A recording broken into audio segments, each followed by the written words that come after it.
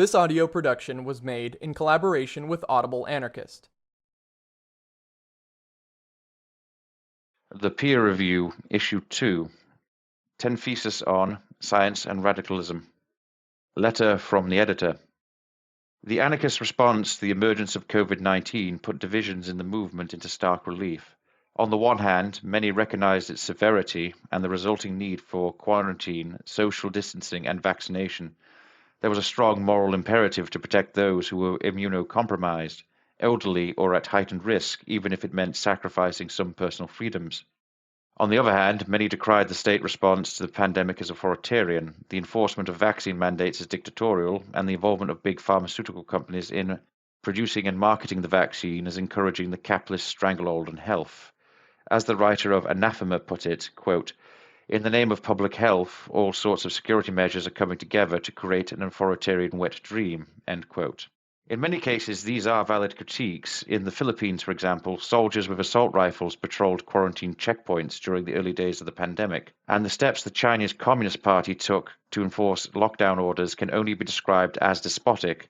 Despite this, though, the pandemic offered opportunities for anarchists to organize, especially in mutual aid networks, eviction protests, and rent strikes. In the 5 years since the pandemic began, however, I fear these legitimate criticisms have morphed into a broader distrust of science and medicine in the anarchist space. An anonymous writer to Montreal Counter-Information feared that we as a society now demand that, quote, "experts tucked away in labs, using esoteric methods, act as the only voices in the room to generate one-size-fits-all policy declarations for entire nations," end quote. Another anonymous writer to I Giorni e le Notte, reprinted in English in The Local Kids, accused the creators of the COVID-19 vaccine of being, quote, "eugenicists and sterilizers of poor women," end quote. I've met anti-vax punks at shows, and I've heard rumors that others have encountered the same. And this is setting aside the existing critiques of science and technology posed by primitivists. All of this echoes the anti-science and anti-health sentiments that have engulfed the right wing. Years before the pandemic, William Gillis noted, quote, "It's no secret that a good portion of the left today considers science profoundly uncool," end quote. As our title suggests, the peer review runs contrary to that assertion. This issue is devoted to exploring 10 theses about science and public health as seen through a radical anarchist lens. 1. Every anarchist should be a scientist. In the article that provides the title for this thesis, Isis Lovecraft wrote, quote, "We should never allow ourselves to become so rigid as to forget what makes us anarchists in the first place: childlike curiosity, incessant inquiry, and a radical love for taking things to their roots to further our understanding. We seek to dismantle the world around us, knowing that it does not function as well as it could. We want to understand ourselves, our environment, and each other. We want the blueprints for the social machine so we can sledgehammer the fuck out of it and build it back up from scratch," end quote. And as she points out, that sounds quite a bit like science. In describing science, A.R. Prasanna reminds us that it, quote, "is not just a collection and collation of known facts, but a philosophy derived out of experience, innovation, and verification or validation," end quote. It is not simply sterile empiricism or institutional authority, but rather a restless pursuit of understanding. In this light, the anarchist drive to dismantle the social machine and rebuild it from scratch echoes the foundations of science. It's not a dogma to follow blindly, but a process grounded in experience, exploration, and discovery. In that sense, it's not that every anarchist should be a scientist, it's that every anarchist is a scientist. 2.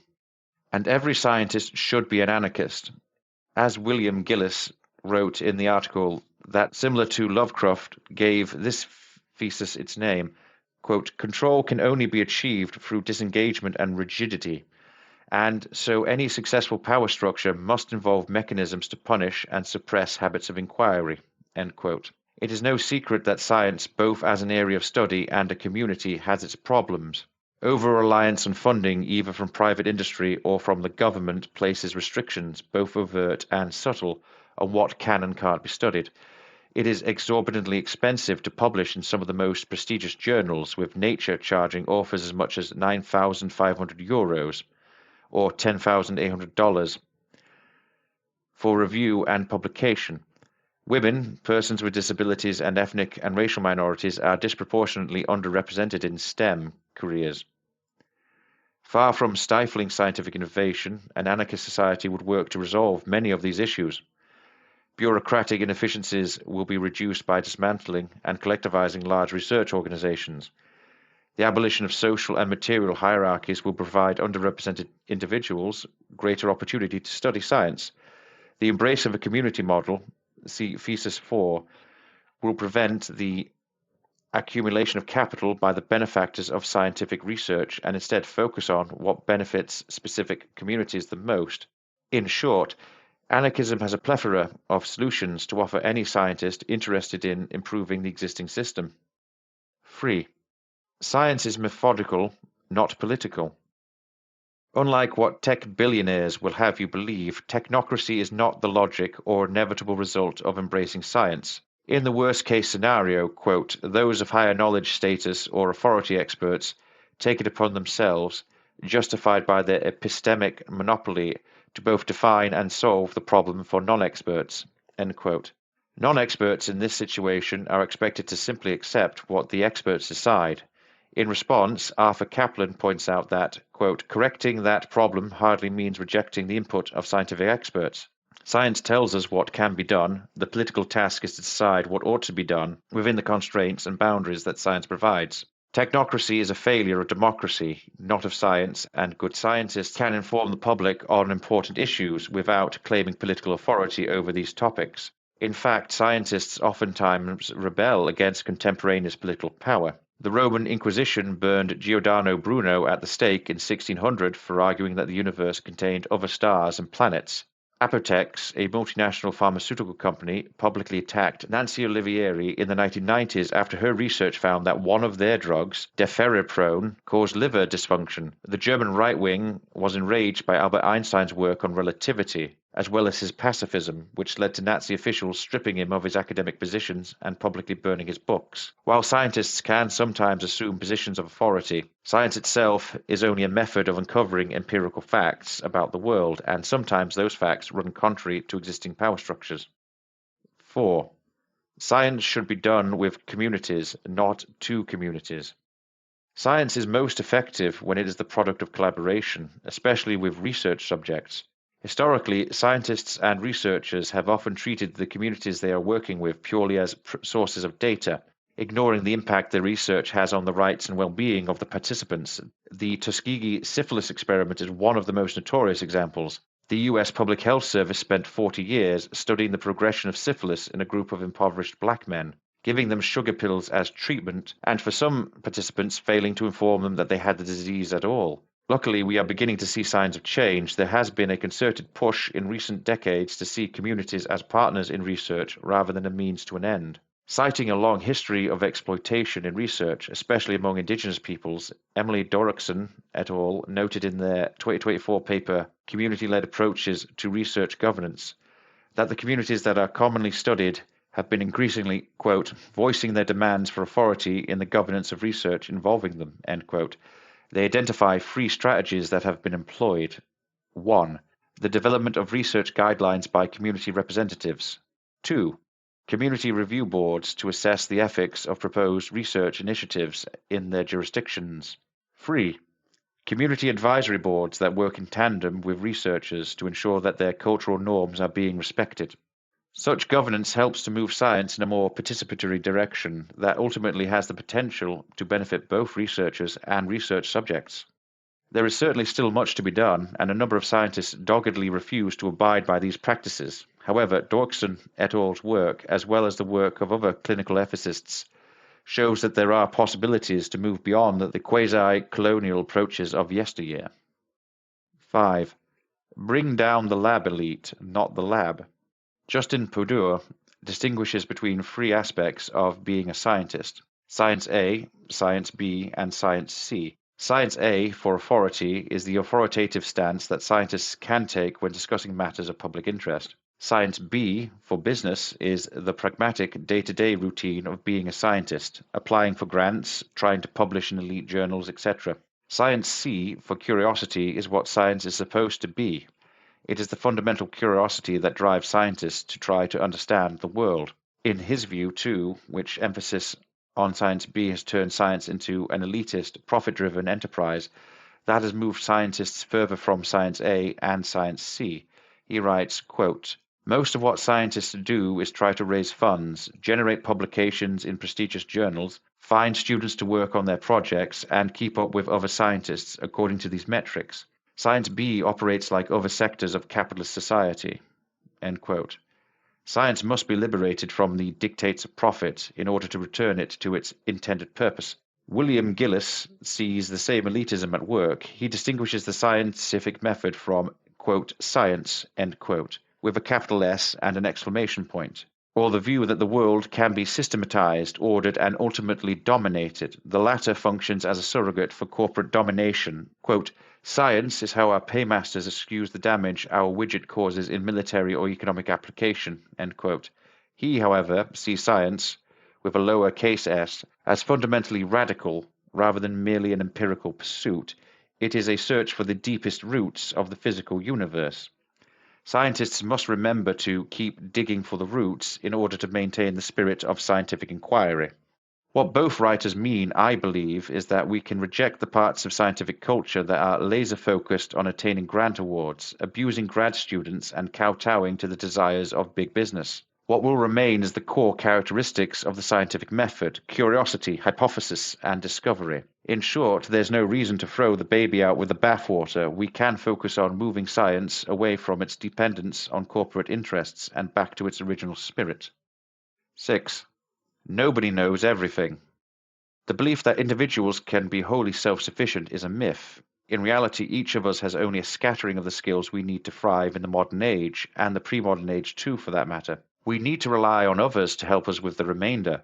Human beings are social animals. We have been grouping together for hundreds of thousands of years in order to survive, and that impulse will not be disappearing anytime soon. In fact, the drive to be entirely self-sufficient echoes a profoundly capitalist mindset. In Against Self-Sufficiency, Sever writes, quote, "We never bear our own weight, and to speak truthfully, we never feed ourselves," end quote. They argue that self-sufficiency, defined here as a complete lack of dependence on others, is in fact an illusion that arose from capitalism, colonialism, and bourgeois individualism. The desire to rely only on oneself for survival obscures an important truth. Community is absolutely essential. Yes, it is ironic that I'm quoting an anti-civ publication in a zine about science, but while I disagree with much of primitivism, Sever still makes some good points. Mutual aid frameworks begin with this understanding. Dean Spade defines mutual aid as, quote, "collective coordination to meet each other's needs, usually from an awareness that the systems we have in place are not going to meet them," end quote. Whether in the form of soup kitchens, legal assistance, or housing support, mutual aid is built on cooperation and interpersonal solidarity. No single person is a doctor, a mechanic, an elementary school teacher, and a librarian, but every community needs someone with each of these skills in order to run smoothly. 7. But everybody knows something.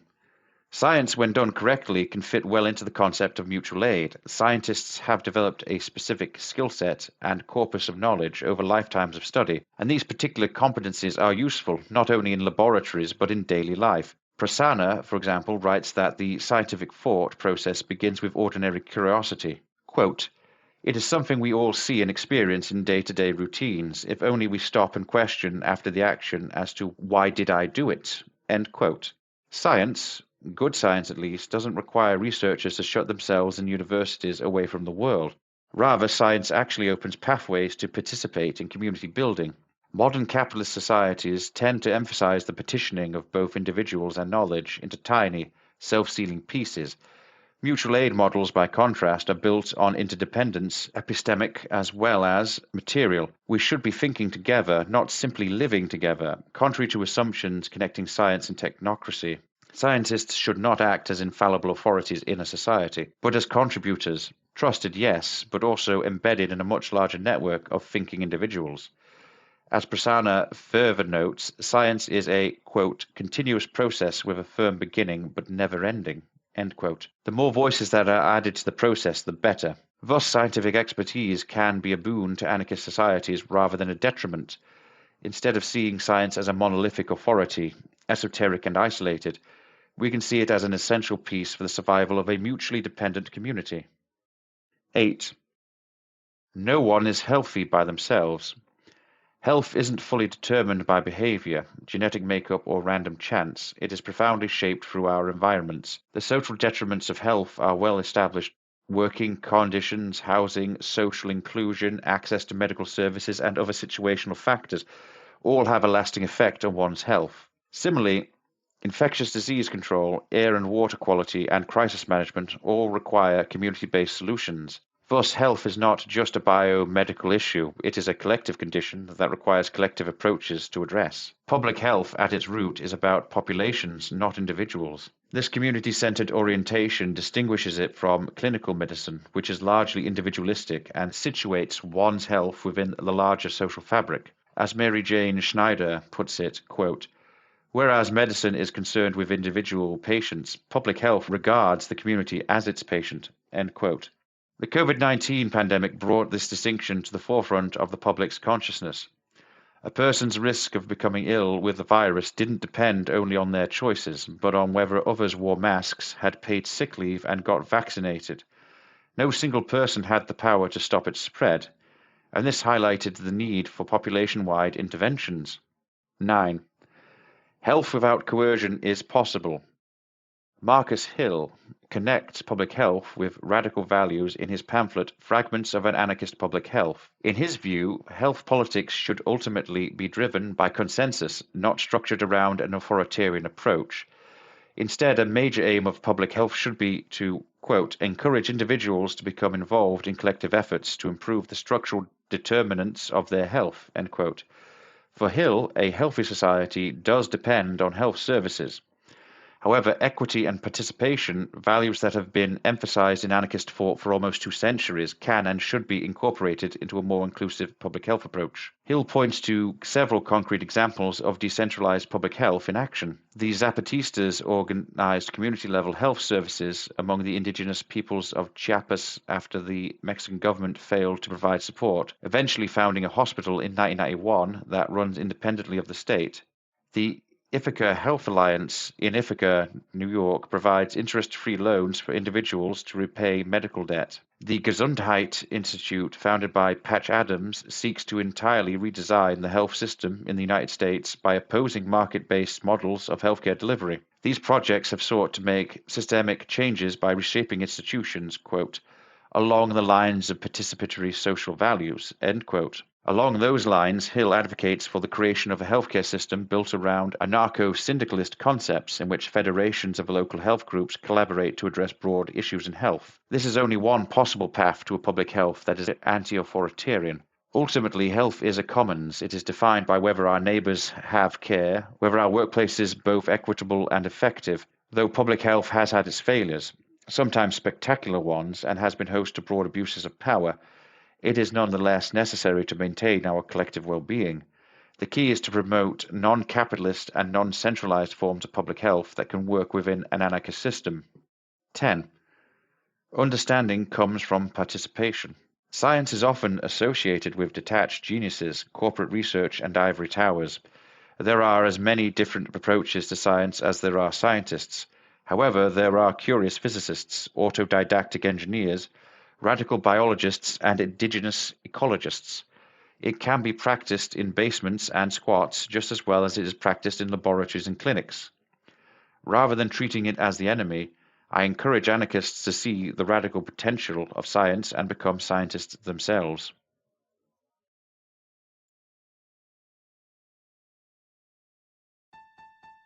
This has been a production of Audible Anarchist. You can find more Audible Anarchist on YouTube.